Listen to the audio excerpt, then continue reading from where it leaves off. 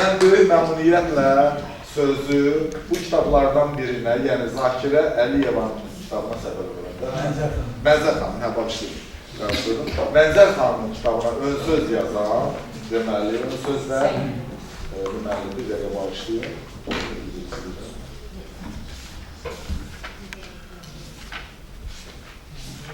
Elmi və bədii yaradıcılığı bir müstəvidə tədqiq edən ədib Salidə Şəmət qızı haqqında. Ön sözün müəllifi, sən eləmədim ki, tərcümə baxdınız, onu yürüyək. Neynəyim, biraz götürməmişəm, onu yürüyək, çətin səhəm olur. Səyyət Aranəmin.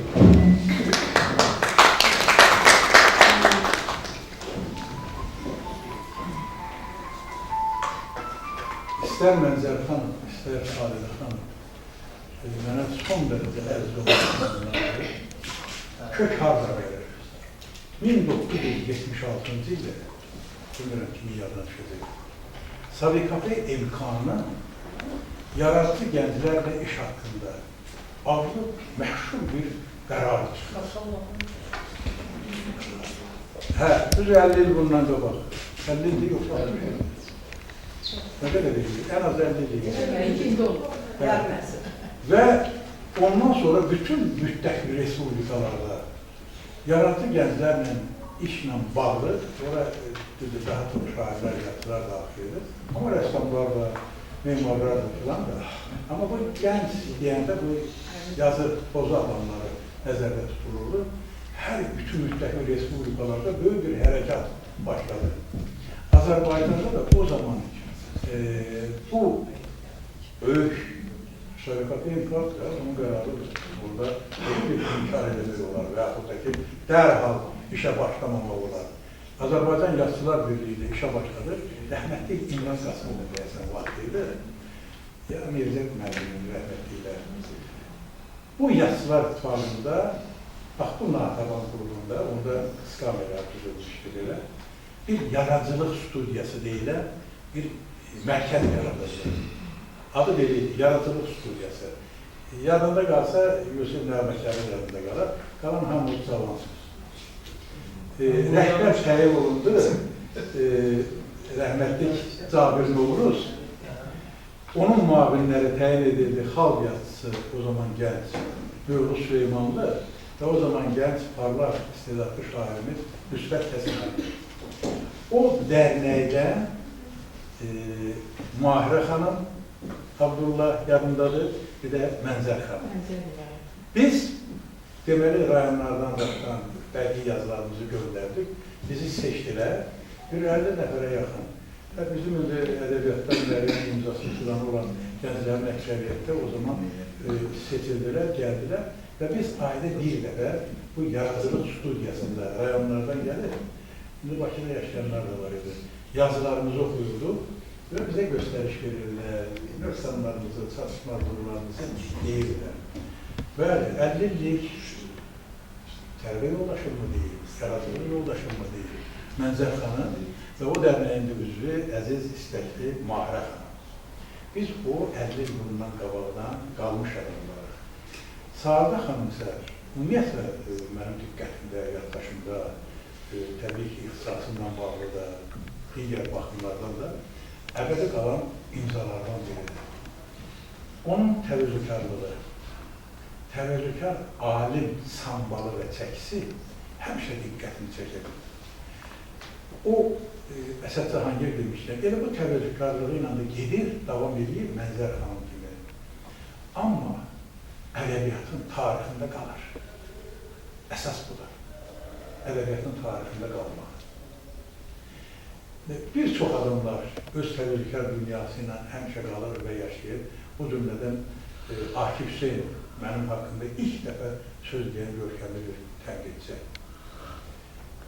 Mənzər xanımın həyat yoldaşı. Mən Mənzər xanımı Mənzər Eynullayeva olandan tanıyıram. Ondan sonra oldu Hüseynova, ondan sonra oldu Mənzər Niyazlı. Çünki bu 50 illik münasibətin və tanışlığın rəmzidir.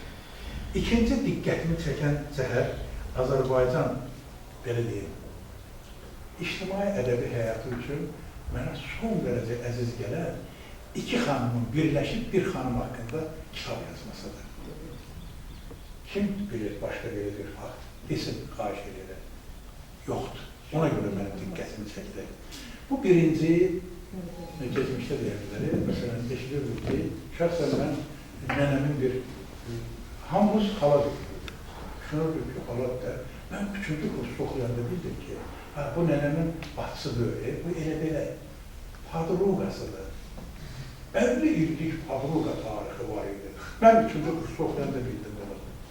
Bunların da bu mənada əsl Azərbaycanlı rəfiqəsi funksiyasından çıxış edərək, üçüncü bir izləyərlər, bacılıqları haqqında sazayarıb tənzimlədilər. Bir kitab yazır hər ikisi. Son dərəcə biri modern üslubda, biri isə klasik üslubda. Və Saadə xanım haqqında öz ürək sözlərini ifadə edirlər. İkisəli eşq olsun və arzu edirəm ki, bu cür ənənə Azərbaycan ədəbiyyatında tez-tez rast gəlinən ədəbi bir hadisə olsun. Nə çəkdi digər cəhətdən diqqətimi? Onların bir-birinə olan səmiyyəti. Düzdür, bir institutda işləyirlər. Maşallah, üçü də ədəbiyyat üstündə işləyir. Bax, bu cür doğum olmaq lazımdır, bu cür mehriban olmaq lazımdır. Başqasının, necə deyərlər, uğruna, müvəffəqiyyətinə, qabiliyyətinə sevinmək lazımdır. Çünki sən də onunla birlikdə seviləcəksən. Həmişə tələbələrimə demişəm ki, sevdanın gözəl olduğunu sən də etiraf elə. Paxıllıq eləməsin, haqqında arkaslı söz danışma. Onsuz da bu gözəldir. Sən bunun haqqında xoşa gəlməz bir söz danışsan, rəfiqələrin arasında yaysa, bu sənin ciddi şəkildə nöqsanındır, çatışmazlığındır və mənəvi cəhətdən nə qədər kəsib olmalıdır. Belə deyil. Və bugün də bu fikirdə biz bir-birimizi irəlilətməliyik. Bir-birimizin haqqında lazımsız sözlər danışır, nə bilim, fikirlər bulaşdırır və s. söyləməli deyil. Bax, bu parlaq nümunənin müəlliflərindən biri olmalıyıq. Üçü də yanaşı oturur. Və Əsəd Cahangir də Saadə xanım haqqında fikir bildirəndə onun istidadına, onun qabiliyyətinə böyük ehtiramında bəyan edilir. Mən Əsəd və tanımayanlar, bilməyənlər, Səid haradasın? Saadə xanımın en böyük yaradıcılığı Səidədir. İnşallah bu dünya gözəli iyun ayında hüquq üzrə müdafiə edəcək Moskvada. Moskvada müdafiə edəcək. Mən buna istidadının əlamətidir. Amma sən dünya bu cür gözəl və çox istidadlı bir qız gətirirsən. Çin dilin bilən, İngiliz dilin bilən və indi də Koreya dilin bilən.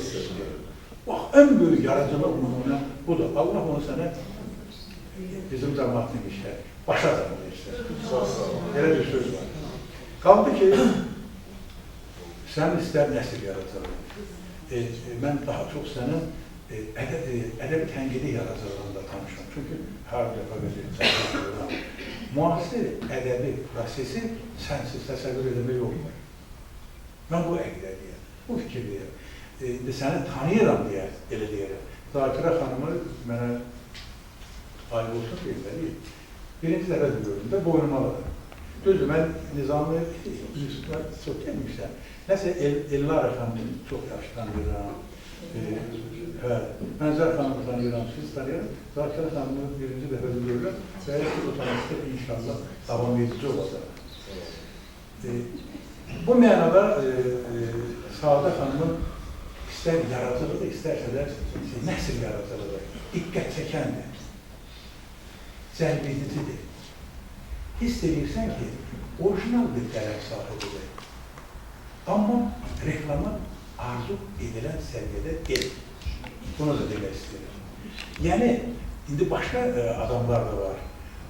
Bunlar elə harada aş, orada başdılar. Amma insanlar var ki, başına şırasa öz işləylə məşğuldur.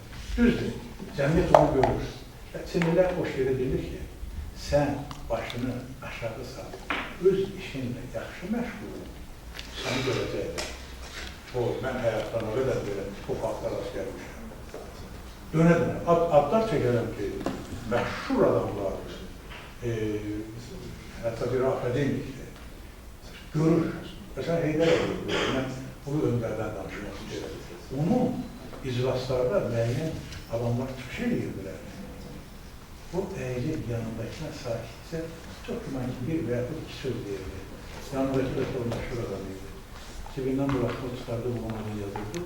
Sonra olurdu, institut direktörü, Milli Məclisin deputatı və s. bir şeylər, vəsvələrdə. Demək yaxşıdır, ona gözləyirəm. Amma mən şahidiyəm bunu. Səni görürlər.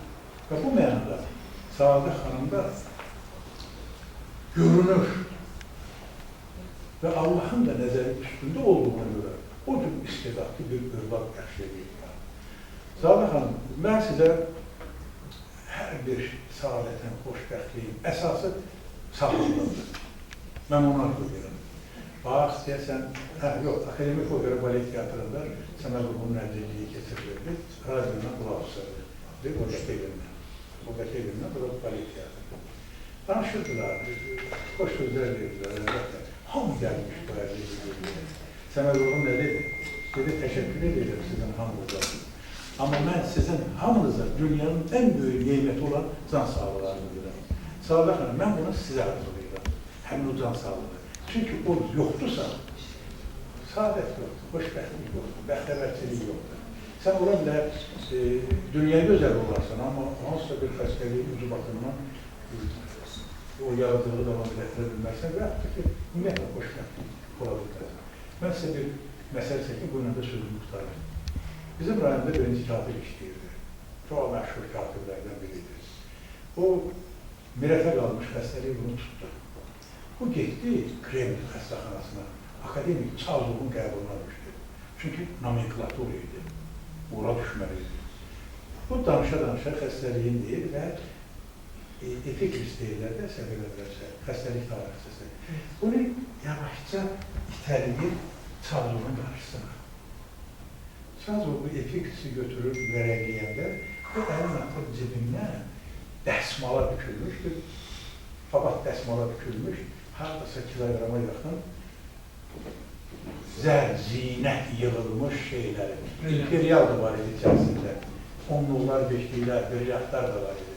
Və deyir, akademik Çazov, ağlayar. Deyir, ola bilər mənim bu xəstəliyimin dərmanı STD yoxdur. Amma siz çox məşhur həkimsiniz. Xaricdə yəqin ki, ola bilər. Xahiş edirəm, buranı götürün. Mən sağaldım, mən yaşamaq istəyirəm. Çazov açıq o dəsmalı, gücü kəlləsi açıq, cavabı nədir? Təzədən onu bağlayır, bu dəfə də Çazov ağlayar qayıqara doğru iyəsinə və belə deyir. Burada mənim arvadımı maraqlandıran çox gözəl şeylər var. Bunların hər hansı birini mən ona təqdim edəsəm, elə bu bircə təqdimatımla o dünyanın ən xoşbəxt qadını olur. Lakin, mən sizə kömək edə bilməyəcəm. Sizin xəstəliyiniz çox şiddətlənir. Bir ay ömrünüz qalır. Elə də oldu. Qayıdın öz vətəninizə, bütün qohum-əqrabanızı yığın başınıza, onlarla günlərinizi keçirin. Heç olmasa o dünyaya gedəndə bir xoş əhval-ruhiyyə ilə gedər. Bu bizim rayonda və ətraf rayonlarda çox məşhur yayılmış bir hadisədir. Və çox adam bunu bilər. O da şeylərə o qədərlə meyl eləmir. Hamısı deyir ki, Allah canlı sağlığınız. Çünki o tanqa, o bəsmənin arasında bir kül olur şey, onun xəstəliyin sağlığı etməli. Çağırır kişi kimi, boynuna alır ki, sən xəstəliyin şiddətlənir. Burada mənim arvadımı maraqlandıran çox şeylər var. Amma mən bunu götürə bilmərəm, qaytardır. Bu mənada, əziz dostlar, bu Saadət xanımı sevənlər, Zakirə xanımı və Mənzər xanımı sevənlər, mənim əziz belə deyirlər, tələbəki yoldaşım Mahirə xanımı və s. Hamıza can sağlaraq edirəm. Çünki yeganə dünyada saadət olsun. Qalan şeylərin heç birisini olmayacaq. Xoşbəxt olsun. Xoşbəxt olsan və yenə